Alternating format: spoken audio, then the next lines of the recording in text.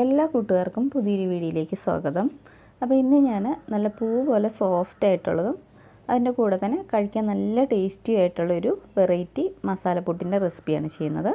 അപ്പോൾ വീഡിയോ കണ്ടിട്ട് ഇഷ്ടപ്പെടുവാണെങ്കിൽ മറക്കാതെ എല്ലാവരും ഒന്ന് ലൈക്ക് ചെയ്തിട്ട് സപ്പോർട്ട് ചെയ്യണേ. അപ്പോൾ നമുക്കിതെങ്ങനെയാണ് തയ്യാറാക്കിയെടുക്കാമെന്ന് നോക്കിയാലോ. അപ്പോൾ ഈ ഒരു സോഫ്റ്റ് പുട്ട് തയ്യാറാക്കാൻ വേണ്ടിയിട്ട് ആദ്യം നമുക്കൊരു പാത്രത്തിലേക്ക് 2 കപ്പ് വെള്ളം ഒഴിച്ചു കൊടുക്കാം. ഇനി ഈ വെള്ളം നന്നായിട്ടൊന്ന് തിളപ്പിച്ചെടുക്കണം. അപ്പോൾ ഇനി ഇതിലേക്ക് വേണ്ടുന്ന ഉപ്പും കൂടെ നമുക്ക് ഈ സമയത്ത് ചേർത്ത് കൊടുക്കാം. ഇനി ഇത് നന്നായിട്ടൊന്ന് തിളച്ച് വന്നോട്ടെ.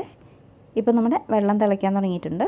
ഈ സമയത്ത് നമുക്ക് ഇതിലേക്കൊരു 2 കപ്പ് അരിപ്പൊടി ചേർത്ത് കൊടുക്കാം. അപ്പോൾ നമ്മളിതിൽ അരിപ്പൊടി ചേർക്കുന്ന അതേ അളവിൽ തന്നെ വെള്ളവും ചേർത്ത് കൊടുക്കണം. ഞാനിപ്പോൾ 2 കപ്പ് അരിപ്പൊടിക്ക് 2 കപ്പ് വെള്ളമാണ് ചേർത്തിരിക്കുന്നത്. പിന്നെ നമ്മളിതിലേക്ക് എടുത്തിരിക്കുന്ന അരിപ്പൊടി നമ്മൾ സാധാരണ പത്തിരിക്കും അതുപോലെ ഇടിയപ്പത്തിനൊക്കെ എടുക്കുന്ന പൊടിയാണ് എടുത്തിരിക്കുന്നത്, അല്ലാതെ പുട്ടുപൊടിയല്ല. ഇനി ഇത് നന്നായിട്ട് ഇതുപോലെ ഒന്ന് മിക്സാക്കി എടുക്കാം. അതിനുശേഷം നമുക്കിതൊരു മിക്സിയുടെ ജാറിലേക്ക് ഇട്ട് കൊടുത്തിട്ട് ഒന്ന് പൊടിച്ചെടുക്കാം. ഇതിപ്പോൾ ചൂടോടുകൂടെ വേണേൽ പൊടിച്ചെടുക്കാം, അല്ലെങ്കിൽ തണുത്തതിന് ശേഷം പൊടിച്ചെടുത്താലും മതി. ഞാനിപ്പോൾ ചൂടോടുകൂടെ തന്നെ പൊടിച്ചെടുക്കുന്നുണ്ട്. പിന്നെ നമ്മൾ ഇതുപോലെ മിക്സിയുടെ ജാറിലേക്ക് ഇട്ട് കൊടുക്കുമ്പം കുറച്ച് ഇട്ടിട്ട് വേണം പൊടിച്ചെടുക്കാൻ. ഇനി ഇതിലേക്ക് നമുക്കൊരു 2-3 ടേബിൾ സ്പൂൺ അരിപ്പൊടി കൂടെ ചേർത്ത് കൊടുക്കാം. എന്നിട്ട് ഇതൊരു 2-3 പ്രാവശ്യം ഒന്ന് പൾസ് ചെയ്തെടുക്കാം. ഇതിപ്പോൾ ഞാൻ നന്നായിട്ടൊന്ന് പൊടിച്ചെടുത്തിട്ടുണ്ട്. ഇതിന് നമുക്കൊരു പാത്രത്തിലേക്ക് ഇട്ട് കൊടുക്കാം. അപ്പോൾ ഇതുപോലെ നമുക്ക് ബാക്കിയുള്ളതും കൂടി ഒന്ന് പൊടിച്ചെടുക്കാം. ഇപ്പോൾ ഞാൻ ഇത് ഫുള്ളായിട്ട് പൊടിച്ചെടുത്തിട്ടുണ്ട്. പിന്നെ നമ്മളിതിലേക്ക് ആകെ 2 കപ്പ് അരിപ്പൊടി എടുത്തിട്ടുണ്ടായിരുന്നുള്ളൂ. പക്ഷേ നമ്മളിതിൽ പച്ച അരിപ്പൊടിയൊക്കെ ചേർത്തതുകൊണ്ട് തന്നെ ധാരാളം പൊടി കിട്ടിയിട്ടുണ്ട്. ഇനി നമുക്കിതിലേക്ക് ഒരു മസാല റെഡിയാക്കണം. അപ്പോൾ അതിനായിട്ട് ചിക്കനിലേക്ക് കുറച്ച് മഞ്ഞൾ പൊടി ഇട്ട് കൊടുത്തിട്ടുണ്ട്.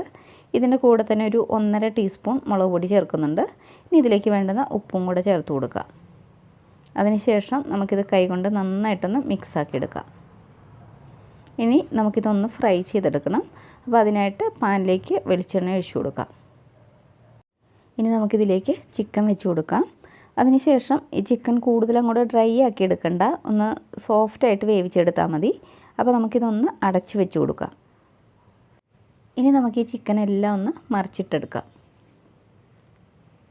അതിനുശേഷം വീണ്ടും നമുക്കിതൊന്ന് അടച്ച് വെച്ച് കൊടുക്കാം. ഇപ്പോൾ നമ്മുടെ ചിക്കൻ എല്ലാം ഇവിടെ റെഡിയായി കിട്ടിയിട്ടുണ്ട്. ഇതിന് നമുക്ക് വേറൊരു പാത്രത്തിലേക്ക് മാറ്റാം. ഇനി നമുക്ക് ഈ മസാലയൊന്നും കളയേണ്ട ആവശ്യമൊന്നുമില്ല. ഇതിലേക്ക് തന്നെ നമുക്ക് മീഡിയം സൈസിലുള്ള 2 സവാള ചെറുതായിട്ട് കട്ട് ചെയ്തിട്ട് കൊടുക്കാം.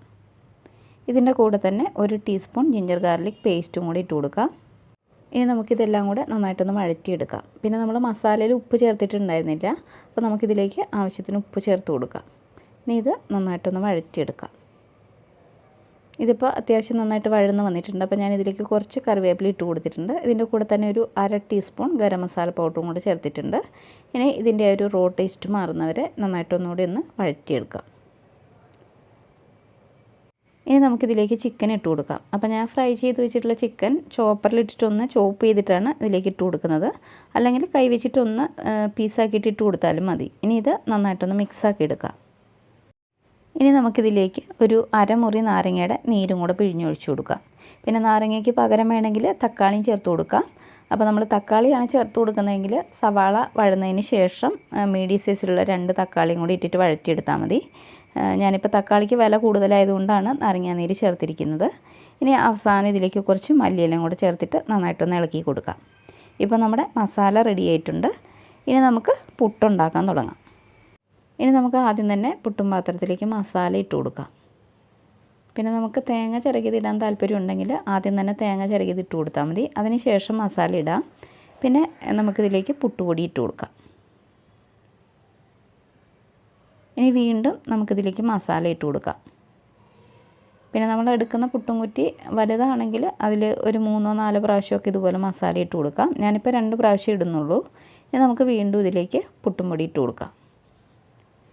പിന്നെ ഈ പുട്ടും പൊടിയും അതുപോലെ തന്നെ ഈ മസാലയൊക്കെ തലേ ദിവസം ഉണ്ടാക്കി വെച്ചിട്ടുണ്ടെങ്കിൽ നമുക്ക് ഇത് പിറ്റേ ദിവസം ഉണ്ടാക്കിയെടുക്കാൻ ഭയങ്കര ഈസി ആയിരിക്കും. ഇനി നമുക്കിത് അടച്ചു വെച്ച് കൊടുക്കാം.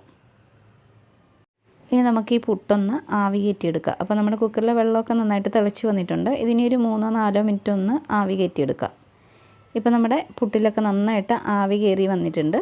ഇനി നമുക്കിത് ചൂടോടുകൂടി തന്നെ ഒരു പാത്രത്തിലേക്ക് ഇട്ട് കൊടുക്കാം. അപ്പോൾ നല്ല സോഫ്റ്റും അതുപോലെ നല്ല ടേസ്റ്റി ആയിട്ടുള്ള നമ്മുടെ മസാലപ്പുട്ട് ഇവിടെ റെഡിയായി കിട്ടിയിട്ടുണ്ട്. അപ്പോൾ ഈ ഒരു രീതിയിൽ അരിപ്പൊടി വാട്ടിയിട്ട് ഒന്ന് എല്ലാവരും പുട്ടുണ്ടാക്കി നോക്കുക. നല്ല ടേസ്റ്റാണ്. അപ്പോൾ വീഡിയോ ഇഷ്ടപ്പെട്ടാൽ മറക്കാതെ ഒന്ന് ലൈക്ക് ചെയ്യുക. അതുപോലെ ആദ്യമായിട്ട് ചാനൽ കാണുന്ന കൂട്ടുകാരുണ്ടോ ഒന്ന് സബ്സ്ക്രൈബ് ചെയ്തിട്ട് സപ്പോർട്ട് ചെയ്യണേ. അപ്പോൾ അടുത്ത നല്ലൊരു വീഡിയോയുമായി കാണുന്നവരെ ബൈ.